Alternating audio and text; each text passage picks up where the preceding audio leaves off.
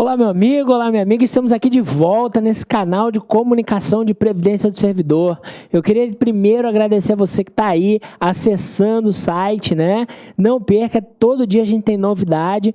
Vem para cá e vamos discutir o tema. Envia para a gente seu artigo, envia para a gente a sua dúvida, que a gente vai estar aqui respondendo e vamos estar socializando o regime próprio de previdência, beleza? Vamos então à dúvida de hoje, né?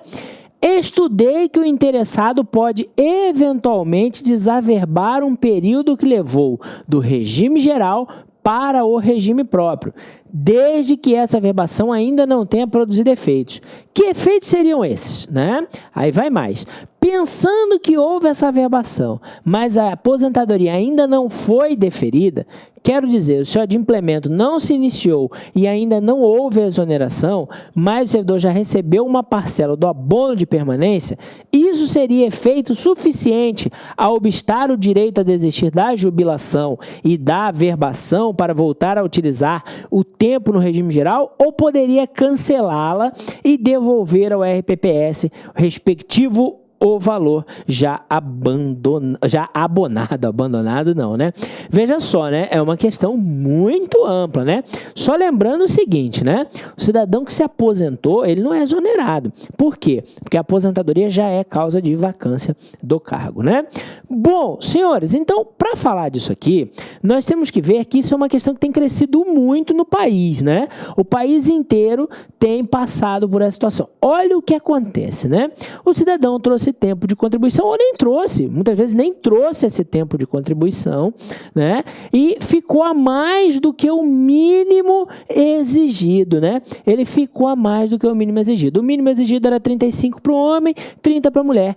O homem ficou 38, a mulher ficou 33, por exemplo, né? Ficaram 3 a mais, então isso aí não modificaria a concessão do benefício na visão dessa pessoa e autorizaria, por conseguinte, o quê? Autorizaria que, né, este período fosse lhe devolvido mediante certidão. Este é o problema aqui, né? Por isso ela fala em desaverbar. Bom, para resolver essa questão, nós precisamos ter duas noções básicas. A primeira, não existe qualquer discussão quanto a esta possibilidade em 2 casos, né? Que casos são esses? São casos onde é impossível que isso aconteça, a meu ver. Quando? Primeiro, quando o cidadão tem seus proventos calculados com base na média contributiva. Ora, se ele tem proventos calculados com base na média contributiva, aquele período final a mais, né, foi considerado para calcular a média, então ele não pode ser retirado. Ah, mas se for um período lá de trás, aí a gente pode até analisar dentro das situações que nós vamos colocar daqui a pouquinho, tá? Mas o período final, não, tá? Eu quero desaverbar os 3 últimos anos, é média? Ele considerou esses 3 últimos anos para a média. Se for anterior a julho de 94, a gente pode até verificar, como eu disse, mas tem que ver o que eu vou falar daqui a pouquinho, tá bom? E outra situação muitíssimo comum é quando ele precisa deste tempo de contribuição para preencher os requisitos para concessão do benefício. Como assim precisa desse tempo de contribuição? Lembra do nosso amigo que tem 38 anos de contribuição? Ele se aposenta com 38 anos de contribuição?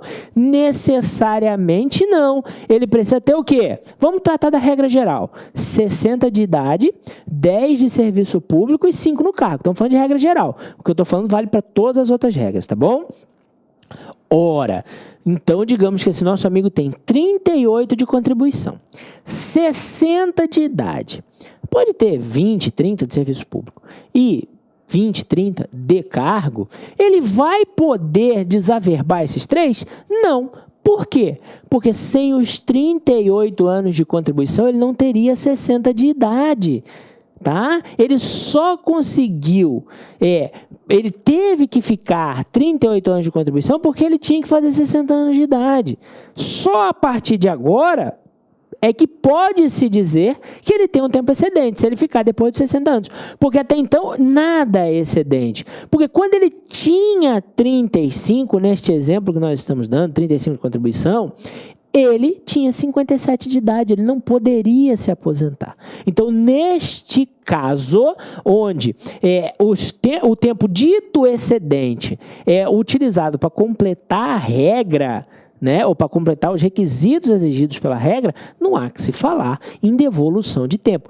Em especial onde? Lá no artigo 3º da emenda 47. Esse, então, é muito difícil caracterizar esse tempo excedente. Beleza? Então, tem essa noção. Média e tempo excedente, entre aspas, mas que é necessário para completar outros requisitos. Nesses dois casos, é impossível falar de desaverbação, de emissão de certidão de tempo que está sobrando. Beleza? Beleza. Agora, se não for um desses dois casos, é possível a emissão dessa certidão? Olha só, já existem entendimentos que, e aí eu vou citar para vocês um pedacinho de uma jurisprudência no final, que dizia o seguinte, olha, para que o tempo seja objeto de emissão de certidão, esse tempo excedente, é preciso que ele não tenha sido utilizado, né?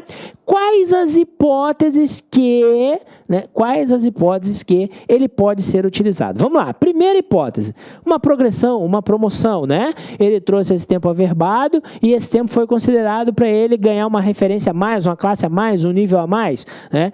E isso influencia no cálculo do benefício, seja pela média, seja pela última remuneração, né? Então, nesse caso, não é possível se falar em desaverbação, ok?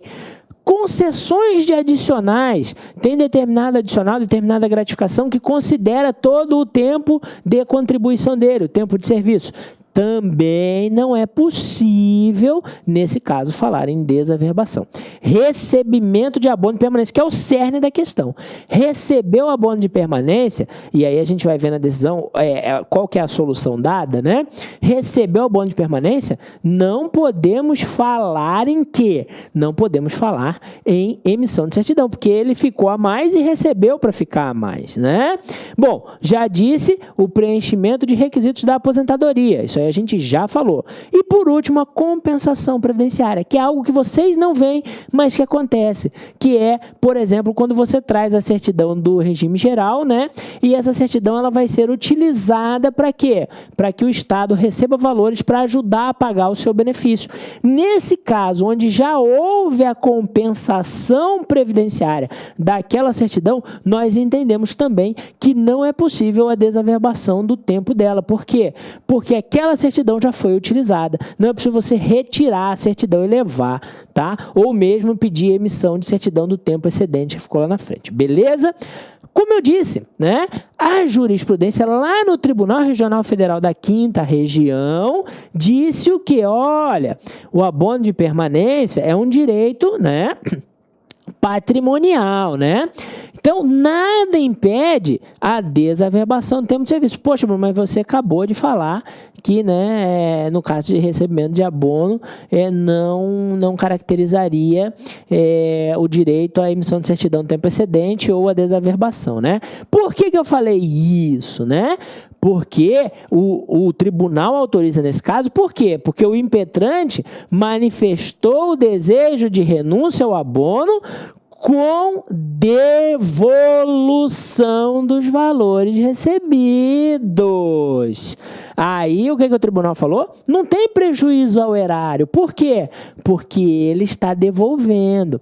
Então, o que o tribunal está dizendo para a gente? Olha, se esse tempo foi utilizado para alguma coisa ou para alguma benesse do servidor, né, você não pode devolvê-lo ao servidor, seja desaverbando, seja emitindo certidão extra, certidão de tempo excedente, né? Neste caso, é preciso que haja devolução.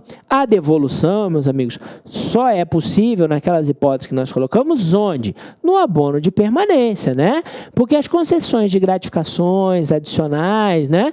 Essas você não tem como devolver, até porque elas vão integrar o cálculo dos seus proventos, tá? Então, Nesse sentido é que tem se posicionado, é nesse sentido que deve se analisar a existência ou não de possibilidade de desaverbação de tempo que não foi utilizado para a concessão do benefício de aposentadoria no regime próprio ou ainda para a emissão de certidão com o tempo, né, com que as pessoas têm chamado de tempo excedente, ok? Muito obrigado e mais uma vez eu peço, envie o seu questionamento, manda sua dúvida aqui pra gente que a gente responde e você ajuda ainda outros colegas a poder sanar os seus problemas diários. Até a próxima!